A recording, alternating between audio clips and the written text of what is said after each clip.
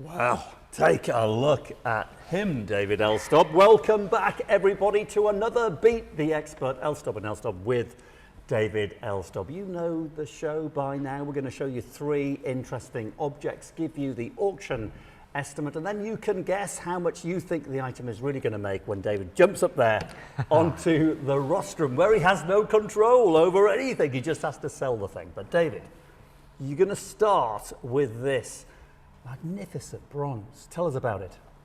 He's nearly as handsome as me. Almost. Almost. Isn't he modelled physically on you, David?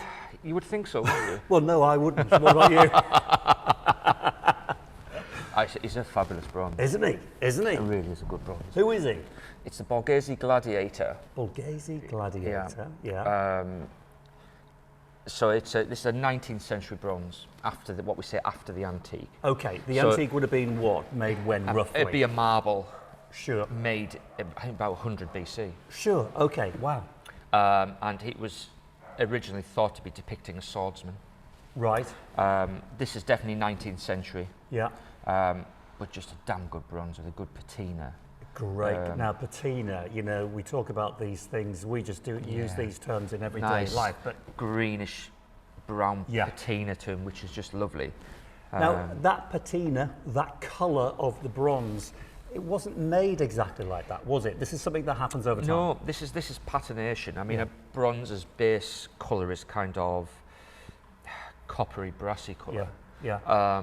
And this patina's, this brown patination is added, and then, but in time and through handling, it gets this lovely green or chocolatey brown, and even a red tinge to it on some things.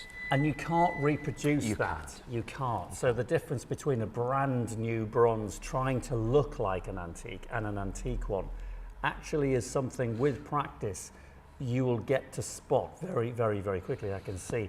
Yeah, he's just been rubbed.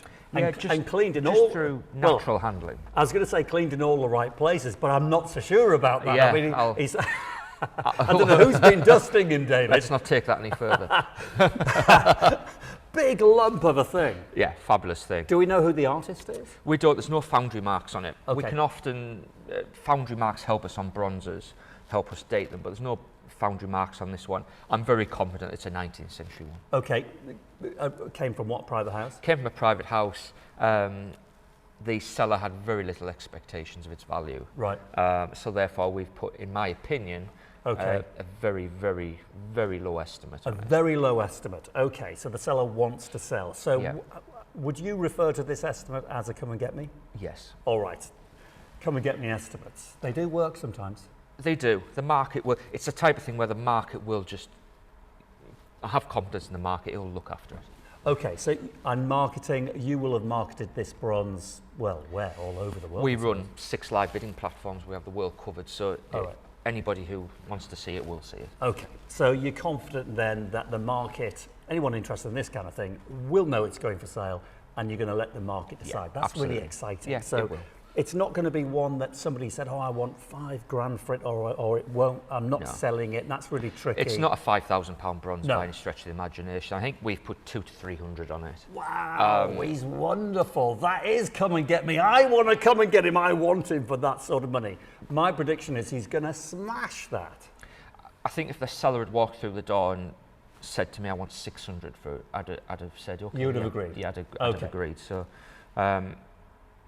I think it'll make more than 200 to 300. I do as well. That's really exciting. Now here's your opportunity to perform. So we both think he's going to make much more than 200 to 300. David has put a come and get me estimate on him, so it'll really light up the sale room here and online. It'll be very interesting to watch. What do you think? What is your gut feeling? We talk about 6 feelings, instincts, that kind of thing, senses.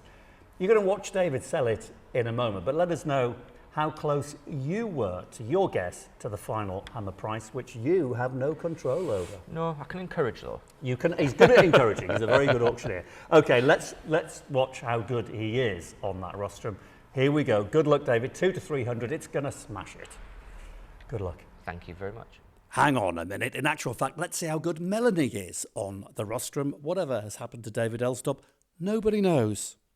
Rating on commission with me at £200 now. It's my commission at 200. Bids everywhere. I have got 420 with Easy Live, £420 bid with Easy Live, and my bids are out. It's 420 on Easy Live, or I see 440 anywhere. Really impressive thing here. 460 Easy Live now, two bidders on Easy Live, it's 460 the bid. Do I see 480 anywhere? £460 bid on Easy Live, do I see 480? 500 Easy Live now. £500 bid on Easy Live, really impressive thing here. Do I see 550? £500 bid on Easy Live, do I see 550 from anyone? 600 Easy Live now, jumping again. £600 bid on Easy Live, do I see 650 now? £600 bid on Easy Live, 650 from anyone? Really lovely thing. 700, jumping again. £700 bid now on Easy Live, don't miss out. £700 bid now, do I see 750? 750 Easy Live again, all on Easy Live this time, the rest of is quiet. 750 on Easy Live, do I see 800 anywhere? Borghese Gladiator here at £750, do I see 800? Bids at £750 now, we're all done and finished at £750, do I see any of the bids now? Selling at £750, fair warning, £750. Crikey, nice result. Were you expecting that? Let me know. Welcome back, everyone. I hope that lot smashed your expectations and mine. Fabulous thing. I've got a real interesting lot next. What have you got? I've got some wine coolers. Wine coolers. Do we need to move Mr. Bronzy We'll here? have to. Can you move him? And I'll Do you want me to move him? Coolers. All right. Okay. Hang on. Yeah. Blimey, David. Oh, take a look at these. I can see them. You can't just yet. But oh my goodness gracious me. I hope you brought the wine. Oh, wait, I tell you what, we have 8 bottles of wine here. Wow, they are wine coolers and a half. Okay. Absolutely fabulous. Talk us through them. So these date late 19th, early 20th century. Okay. Lovely things, copper and brass, yeah. Central lidded compartment which opens, you put the ice in to keep the bottles cold. Okay, so you fill that central compartment with ice. So it's like a little refrigeration system going on there. I just think they're fabulous. Oh my God. I can imagine them at a dinner party. Yeah. They're just really fun. Made where, by whom, do you know? Well, they were made for a ship. A ship? Yes, they were made for SS Boston, and they are stamped SS Boston, London. SS Boston was one of the White Star Line. So ships. As in Titanic? As in Titanic. Oh, right. It was one of theirs. Same sort of period. Just before the Titanic, really. Yeah.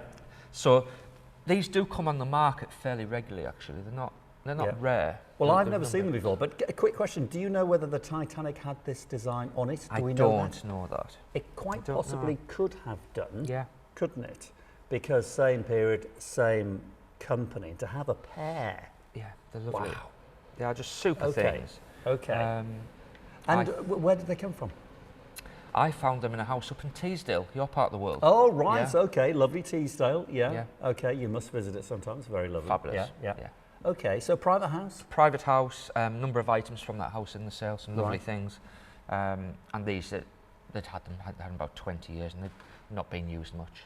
No. They had used them, but not recently. But they want to be used, don't they? I mean, there's no reason not to use it. Well, you'd have a dinner party purely to use them. Yeah. And just come and talk about them and enjoy them. And they would have said, if they could tell tales on a ship going across the Atlantic circa 1900.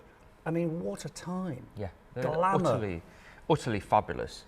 And it's a good provenance again, all fully marked up. Right. I suspect they were probably made in London or Birmingham. Yeah. A lot of copper and brassware was made in Birmingham that time. So, yeah. Okay, great quality, fun things. And talk to us about the market for these. It's not just the wine cooler market, it's the ship. Anything wine related is very collectible. Sure. Anything shipping related is very collectible. Okay. And I think generally the market does react to anything that's a little bit rare or a little bit unusual now. Okay, and the fact there's 2 of them? Everybody loves a pair. Yeah, they do. Try to say that with straight face. Yeah, exactly. Especially after a couple of glasses of wine. Absolutely. Yeah. Okay, very interesting. I've never seen them before. Really interesting with the connection to the shipping lines. Okay, think about how much you think they might be worth. David, estimate? It's £1,200. Wow, okay, good. absolutely worth that all day long, aren't they? You see them in a London gallery at an awful lot more money individually. Oh, gosh, a huge amount of money. Okay, I don't think you'll get much chance to buy them ever again. £800 to £1,200 is the estimate. What is your gut feeling? David is about to sell them. Let us know how close you get to the final hammer price. Good luck, David. Thank you very much. Here we go. Hello, is everybody else like me wondering where on earth is David Elstob? Go and find him. Anyway, not that we mind. Melanie is a great auctioneer and she's doing a cracking job so far. So Melanie, over to you. £800 bid. It's £850 on the sale room now with Jason. Jason's bidder at £850 now. £850 now. Do I see 900 anywhere? £850 on Jason's bid now. Do I see 900 anywhere? Are we all done and finished now at 850? Selling at 850. Oh, shocking. Well, judging by that response, I think Melanie thought they might have made a bit more. What about you? Welcome back, everyone. I hope you did well again with those. They're just fabulous things. Got something completely different next time. Right. Do we need to move these? We certainly do. Okay. I'll take one. You take one. Put them there.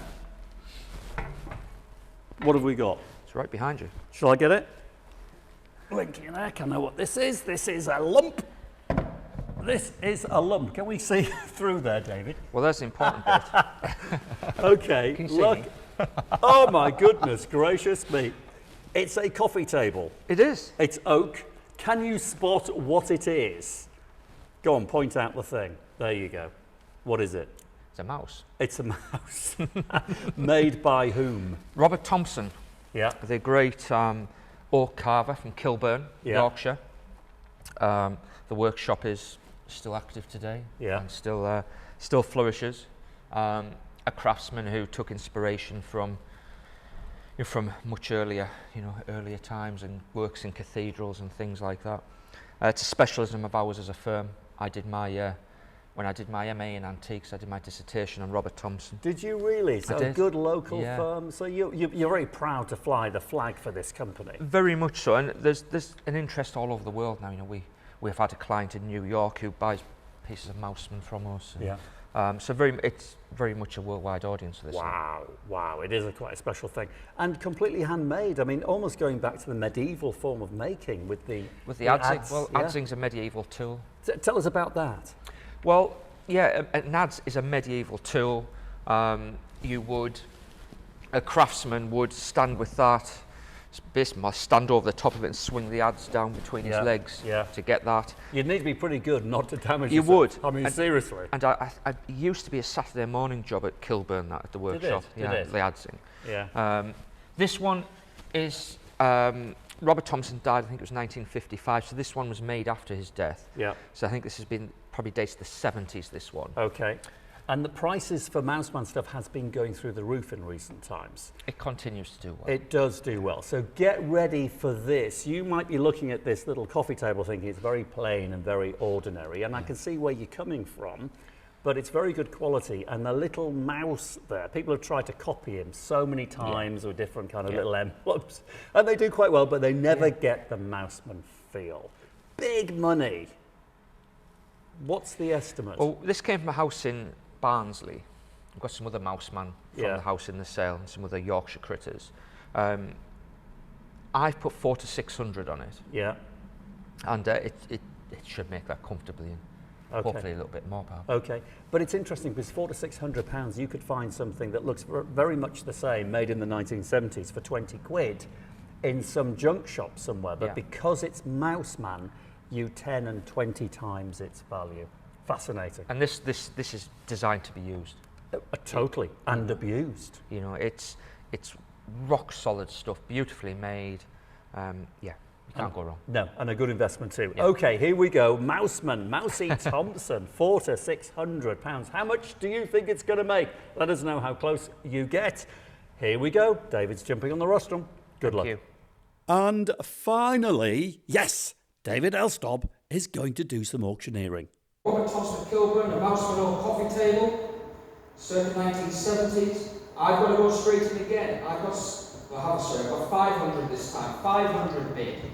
500 bid this time. 500 bid. 500 bid, I'll take 550. 500 bid, 550 I'll take. At 500 bid, 550 next. At 500 bid, 550 I'll take next. At 500 bid, then we all done and finished. At £500, all done. 500. 500. And bang on, mid-estimate. Welcome back, everyone. I hope you did well with those. We'll be back soon. I'm David Elstob. Bye for now. I'm David Harper. See you soon.